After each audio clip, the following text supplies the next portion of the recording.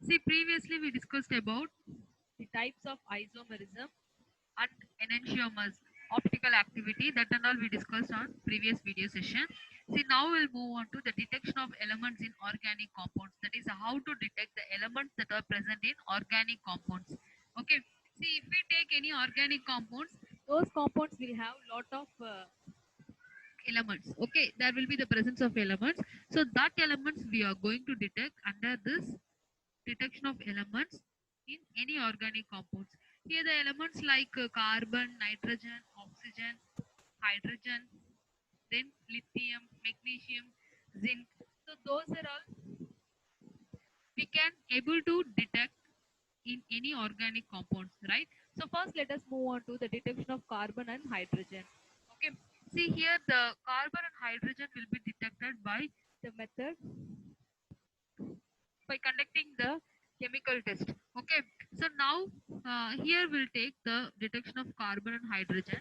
So in the first method we have to do the copper oxide test. Okay, so in copper oxide test we have to take the organic compound and then we have to add 3 times of copper oxide to that compound. Okay, so after that we have to place it in the hot glass tube and then it is fitted with the bent delivery tube. Okay, so now the organic compounds that contains carbon that will react with copper oxide. Okay, so that the resultant product obtained is carbon dioxide and copper. Okay, suppose if the organic compounds contain hydrogen means that hydrogen reacts with copper oxide. So the product obtained is water molecule and then copper. So here the resultant product obtained is around the anhydrous copper sulfate. Okay. See, actually the water that is collected will have the anhydrous copper sulfate. That copper sulfate will have the blue color. So that will indicate the presence of carbon and then hydrogen in the organic compounds. Okay. So now to detect nitrogen in the organic compound, we have to conduct the Lasigness fusion test, sodium fusion test. Okay. So for that, what we have to do is that we have to take the organic compounds in a fusion tube along with the few pieces of sodium metal. Then it is heated to a red hot tube, and the red hot tube is plunged and then crushed in a mortar along with the pestle. Okay, so triturate to a powder. Then it is diluted with water and it is filtered. Okay, so the filtrate will be used for the further test to conduct the further test, and that extract is said to be the sodium fusion extract. Okay, so here for test the nitrogen we have to take the extract. Along with that we have to add sodium cyanide that gets converted here. So freshly prepared parasulfate solution and then ferric ion that is followed by concentrated HCl. So that is to give Prussian blue color or green color precipitate. Okay. Here the resultant product obtained is a complex compound. See here the complex compound namely sodium ferrocyanide, ferric ferrocyanide. So that leads to you the Prussian blue color. Then comes the test for sulfur. Here also we have to add to the sodium fusion extract with sodium nitroprusside solution. So that the resultant purple color or deep violet color indicates the presence of sulfur. So the color will show the presence of the specific compound.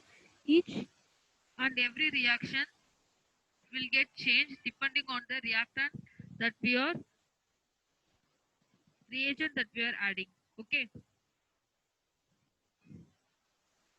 See, when we get the white precipitate by adding barium chloride solution, that leads to the formation of barium sulfate.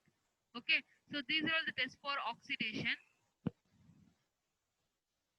To test for halogen, we have to add to a few part of the filtrate along with the dilute nitric acid, and then it is warmed gently, and then silver nitrate solution is added. Okay, so when we add silver nitrate solution to that, we get the curdy curdy white precipitate. So இப்போ நம்மளோட curd தயிர் எப்படி இருக்கும், so அந்த தயிர் மாதிரியே இருக்கும் அந்த precipitate. Okay, so to that curdy white precipitate we have to add ammonia solution. So ammonia solution நம்ம அந்த curdy white precipitateல add பண்ணும்போது that will indicate the presence of chlorine. Okay, so now pale yellow color precipitate வந்ததுன்னா that leads to the presence of bromine.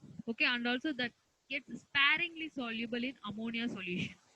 அதுவே insoluble இருந்ததுன்னா that leads to indicate the presence of iodine. So நமக்கு already தெரியும் halogen family எடுத்தோம்னா it's have the elements like fluorine, chlorine, bromine, iodine. Okay,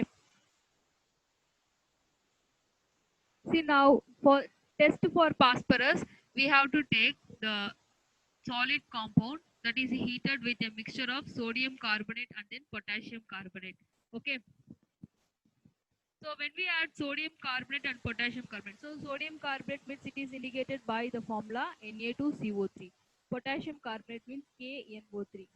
Okay, so now in that, if the presence of phosphorus is there means then that leads to give the specific color. Okay, that is the precipitate formation. So the color name is canary yellow color.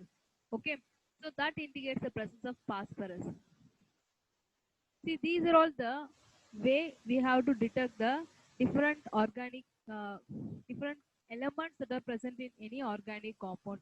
So actually these are all the specific tests. So நம்ம அந்த concern test carry on பண்ணிட்டோம்னா அதுல specific color கிடைக்கும் இல்லையா, அந்த color precipitate வச்சு நம்ம என்ன பண்ணலாம். So this indicates the presence of this elements, like that we can able to identify, right? So by this way we can able to detect the elements that are present in the organic compounds. Okay.